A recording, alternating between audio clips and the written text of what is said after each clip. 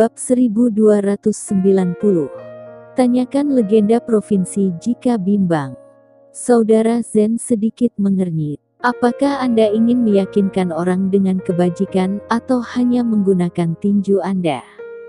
Saya tidak mengerti apa yang dikatakan kakak Gray terakhir kali. Gray Z menekankan bahwa kita harus meyakinkan orang dengan kebajikan, tetapi itu tampaknya mereka belum pernah melihat Gray Z menggunakannya. Jika bimbang, tanyakan pada legenda. Saudara Zen mengertakkan gigi, berpikir bahwa Gray Z telah mengingatkan dirinya sendiri sebelumnya. Dia segera mengeluarkan ponselnya dan menghubungi nomor legenda provinsi Alia Irawan.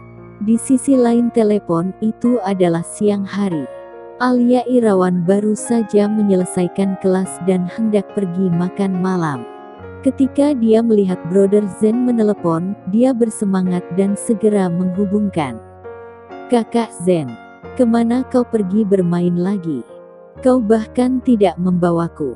Alia Irawan berbisik, berbicara cepat, dan kakak Zen tidak punya kesempatan untuk berbicara. Setelah beberapa saat, dia berteriak. Saya punya pertanyaan untuk ditanyakan. Katakan, kata Alia bersemangat. Saudara Zen segera memberitahu legenda provinsi Alia Irawan tentang kebingungannya. Bagaimana saya harus memilih? Bodoh. Alia Irawan langsung mengutuk. Di depan kakak iparku, kamu akan membujuk orang dengan kebajikan dan memberinya sedikit wajah. Dia tidak ada di sana. Apa yang kamu pedulikan tentang dia? Siapapun yang melakukan hal-hal buruk, siapa yang tidak patuh, pukul dia, kalahkan dia. Tekan dia. Dalam hal ini, Alia Irawan tidak berdaya. Saudara Zen, apa yang kamu andalkan untuk membujuk orang dengan kebajikan? Kamu tidak bisa berbuat curang dengan kemampuan otakmu. Siapa yang akan patuh padamu? Tak ada yang berani mengatakan itu, selain Alia Irawan. Nomor 6 yang duduk di samping tersenyum, wajahnya langsung memerah. Brother Zen dengan cepat mematikan speakerphone dan terbatuk 2 kali. Omong kosong apa yang dia katakan sebenarnya? Setelah berbicara, dia menutup telepon, dan ekspresi wajahnya menjadi serius. Tangan. Dia hanya memiliki kepalan tangan, jadi di mana ada pilihan lain. Mobil itu melaju kencang, dan Ken langsung membawa mereka menuju setiap blok.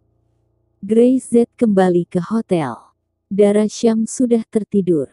Besok adalah hari ketika cabang grup Syam di luar negeri didirikan. Dia perlu menjaga energinya. Gray Z berjalan ke pintu masuk koridor. Di bawah bayang-bayang tangga ada seseorang yang berdiri. Seluruh tubuhnya tersembunyi di kegelapan, tapi dari sosoknya dia bisa tahu siapa itu. Bagaimana dengan cederamu? Tanya Gray Z. Semuanya telah pulih.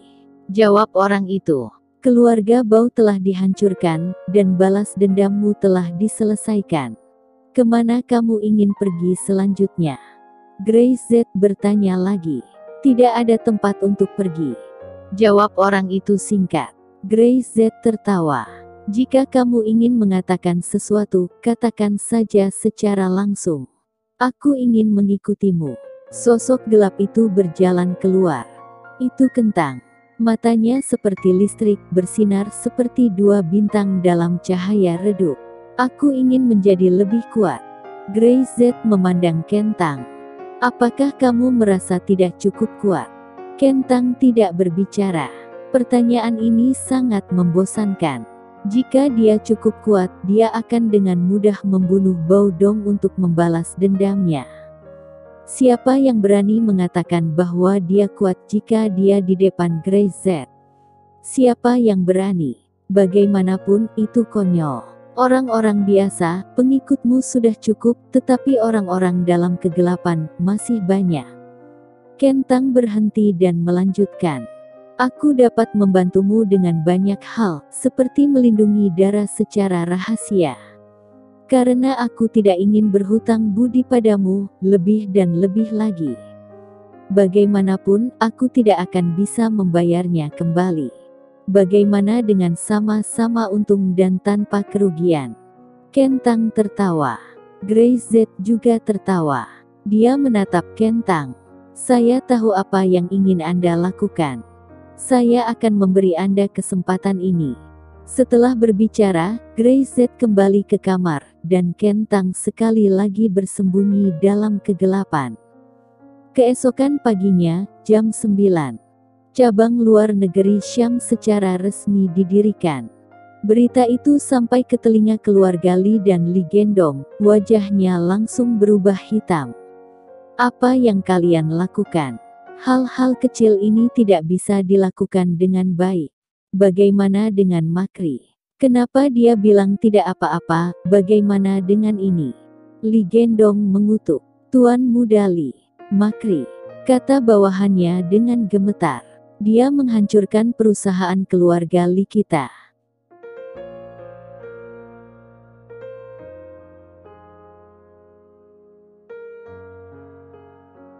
Bab 1291. Aku tidak menginginkan uang, sialan. Mendengar ini, Li Gendong terkejut. Dia menoleh dan memandang anak buahnya. Apa katamu? Apa Makri ingin menghasilkan uangnya sendiri, dan dia sengaja menghancurkan propertinya sendiri? Properti keluarga Li kita di blok ke-9 mengalami banyak kerusakan hari ini. Saya memeriksanya dan itu adalah orang-orang Makri. Pop, Li Gendong menamparkan meja di atas meja. Apakah dia gila? Tidak hanya dia gagal untuk menyelesaikan tugas yang dia berikan padanya, tetapi dia juga menghancurkan harta milik keluarga Li. Makri benar-benar gila. Wajah Li Gendong pucat, dia segera mengangkat ponselnya dan menghubungi nomor Makri. Bisnis antara dua orang tidak berjalan baik. Banyak hal yang tidak nyaman dilakukan oleh keluarga Li-nya, biasanya membiarkan Makri menyelesaikan untuknya, dan Makri tidak peduli berapa banyak uang yang dia hasilkan. Sekarang, bajingan ini benar-benar berurusan dengan keluarga Li. Bip, telepon berdering beberapa kali dan Makri terhubung. Apa maksudmu? Li Gendong langsung kesal. Aku memintamu untuk berurusan dengan orang-orang Syam, dan kamu akan mulai dengan keluarga Kuli. Kamu masih menginginkan uang atau tidak? Ada hening sejenak di sisi lain, sisi telepon. Segera ada serangkaian kutukan yang menggelegar. Dengan kata-kata sumpah serapah, kalimat demi kalimat dari Makri yang lebih marah daripada Li Gendong.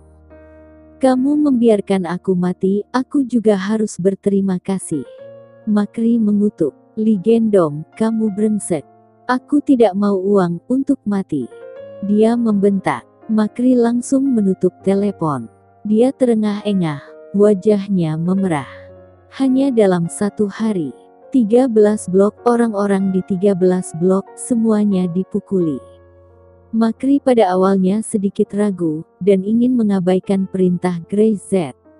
Bagaimanapun, selama dia tidak memprovokasi Grey Z, apakah dia akan merepotkan dirinya sendiri? Tetapi dia tidak menyangka bahwa hanya dalam satu hari, blok lain tiba-tiba runtuh.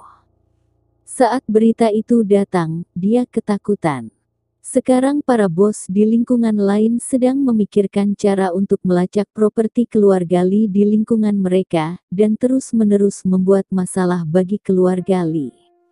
Ini adalah perintah Grey Z. Apakah dia tidak tahu?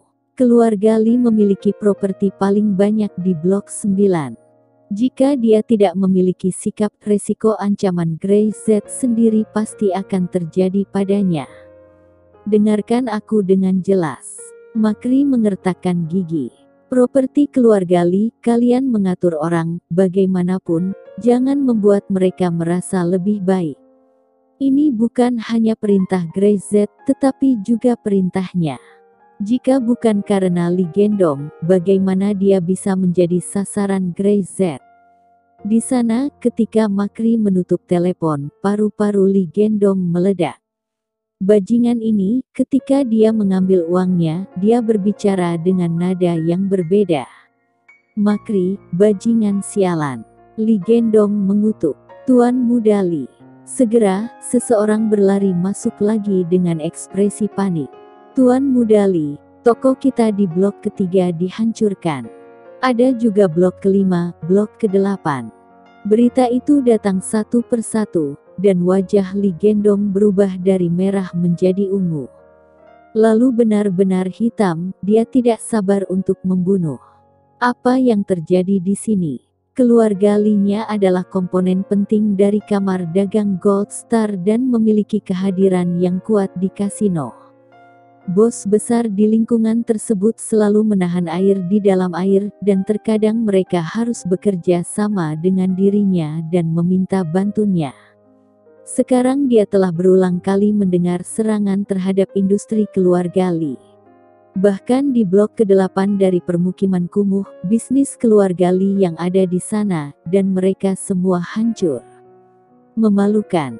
Ini sungguh memalukan. Li Gendong bangkit dan hendak pergi mencari seseorang untuk menyelesaikannya. Li Sean masuk dengan cepat, wajahnya bahkan lebih suram dan menakutkan. Ayah.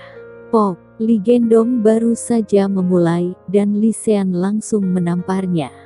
Apa yang kamu lakukan denganku di belakang punggungku?